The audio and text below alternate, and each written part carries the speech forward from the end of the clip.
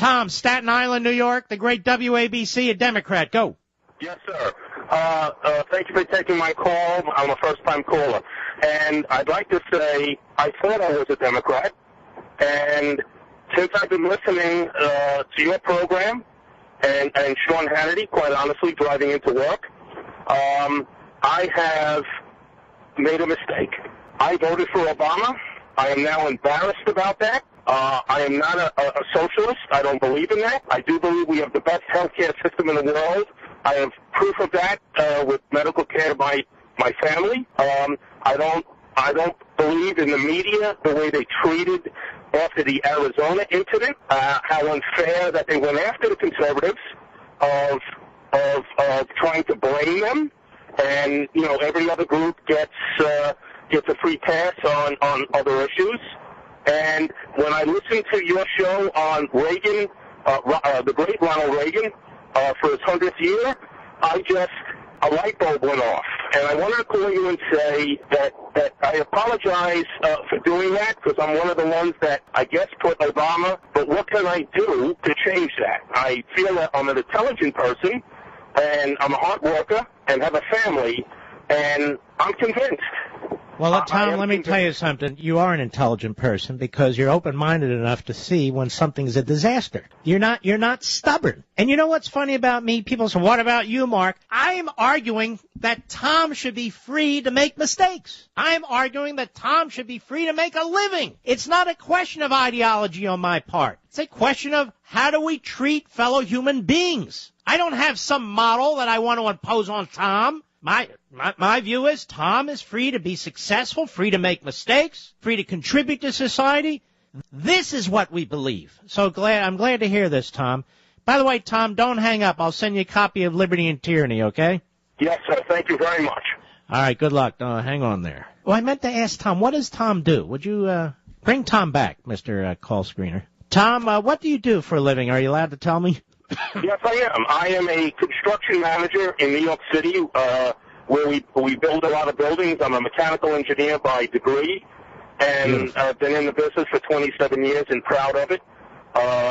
Working in a great union world, and I just again, I'm very proud of that fact. And like you said, I'm a hard worker, and I know, and I am not afraid to admit when I make mistakes. And well, here's the thing, Tom. When your union negotiates a contract, you assume, all right, I got a fair wage here, right? Yes.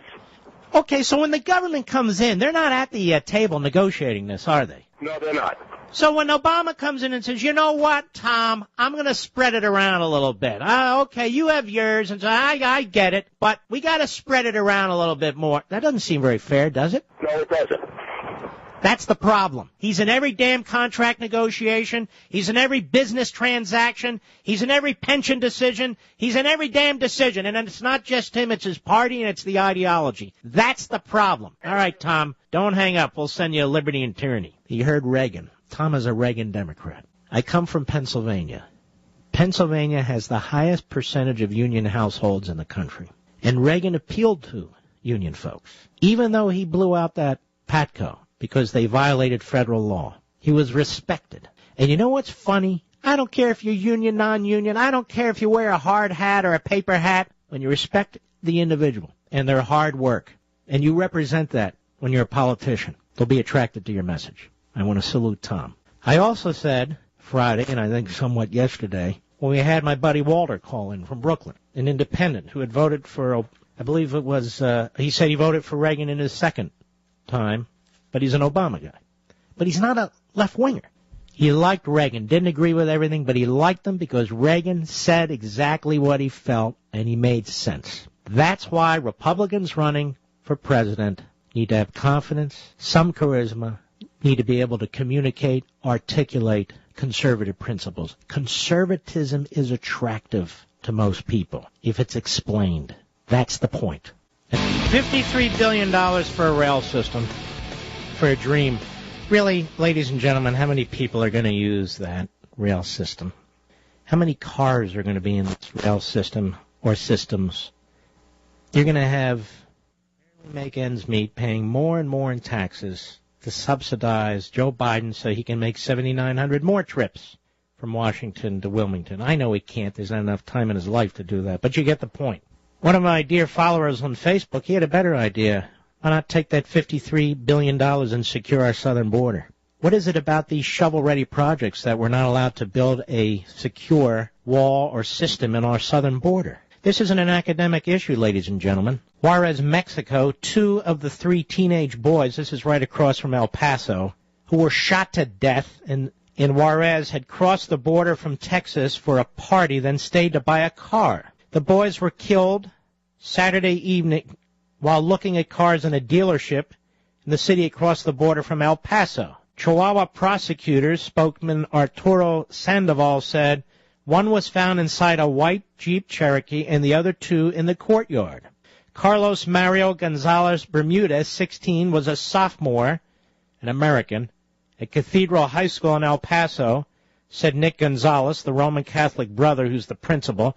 Another victim, Juan Carlos Echeverria, if I mispronounce it, I apologize, 15, had been a freshman at the private all-boys Catholic school last year, but left to study in Mexico. Both are U.S. citizens. The third was identified as Cesar Yalin Jimenez, 17. Now, let me tell you something. This is no damn joke. We have people going over into Mexico, barely crossing the border and getting slaughtered. These 3 boys, 2 of them murdered, looking at cars, and we're screwing around with a train system. Take that $53 billion and secure the damn border once and for all. We'll be right back. Next hour, we'll get into Egypt a little bit. It's still there.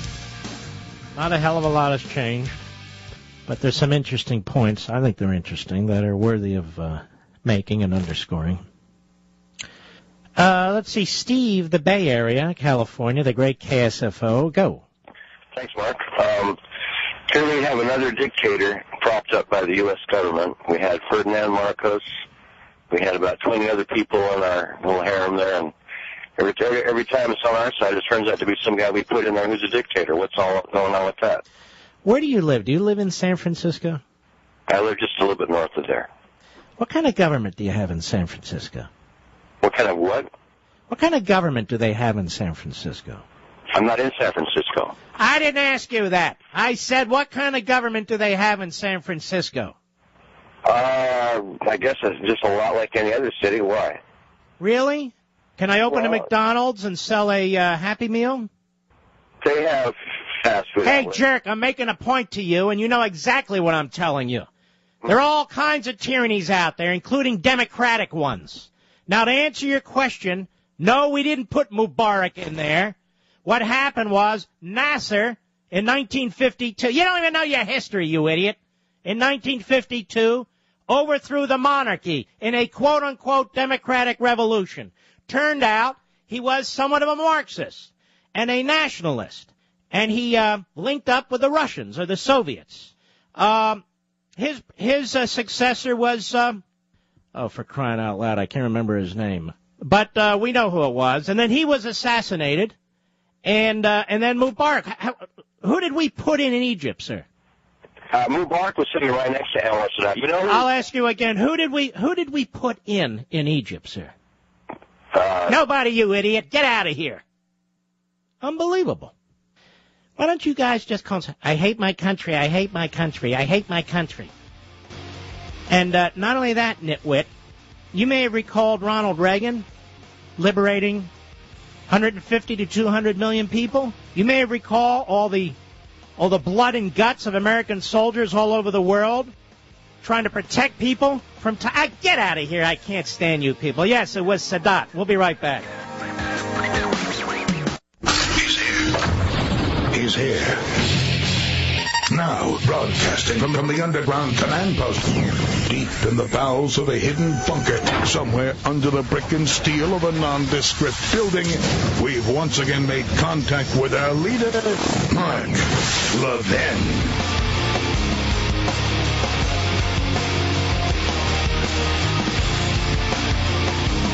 Hello, my friends. Hour 3. I'm Mark Levin. Our number, 877-381-3811.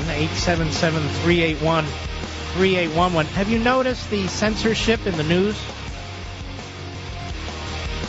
Almost no discussion that it is day 8 of the Obama administration's contempt of court.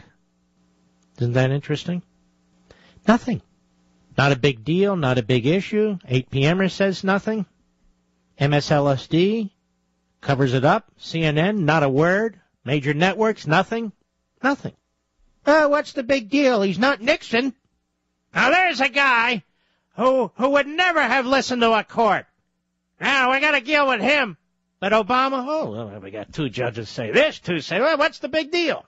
Besides, we like Obamacare. And it's historic. All right, a little bit about Egypt here. Great piece written in Haaretz, an Israeli publication, but this is online, by Zvi Barel. He says, what exactly does the United States want from Egypt?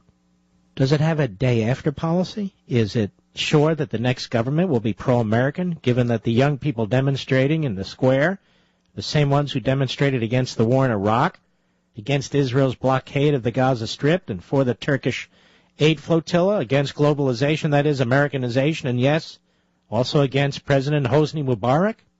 I asked this question of the gentlemen who run these little conservative magazines, and in one case, neoliberal magazine. What one can learn from the remarks of President Obama and Secretary of State Hillary Clinton is mainly confusion and surprise at the extent of the protests and the regime's response. Initially, the White House stressed that Mubarak must leave immediately, apparently to avoid a repeat of its overly chilling response to the Tunisia protests. But Egypt, they soon realized, is not Tunisia. Its president may be bad for the public, but the regime is built on checks and balances, systems and institutions, and above all, a constitution that is important to those people.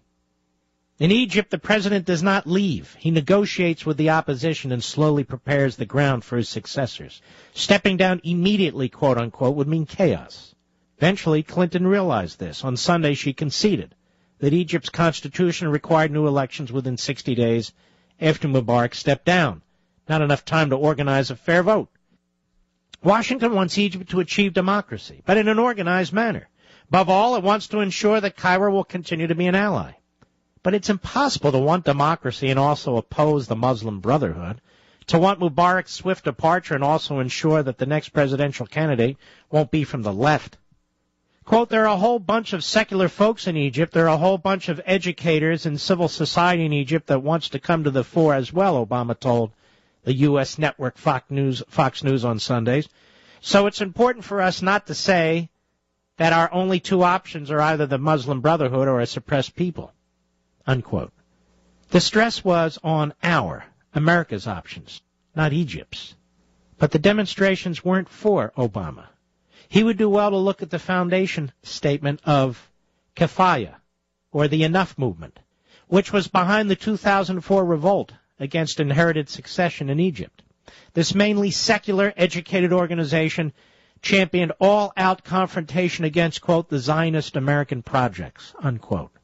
And this was not the Muslim Brotherhood. Oh, they know so little, those who claim to know so much. Am I right? I think so. I think the position I've held from day one has held up pretty damn good. All right, well.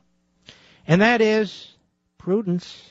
Be careful. Don't just jump in, because you don't know what you're jumping into, do you? Answer, no. And, yes, this notion of a caliphate, we didn't find that in a fortune cookie. It's not up there on the grassy knoll. Our enemy talks about the caliphate all the time. We used to prepare to deal with such an effort. Not that it would actually occur, but the nut jobs, terrorists, and their nut job organizations, terrorist organizations, in their effort to do just that, to impose their fundamentalism on other societies.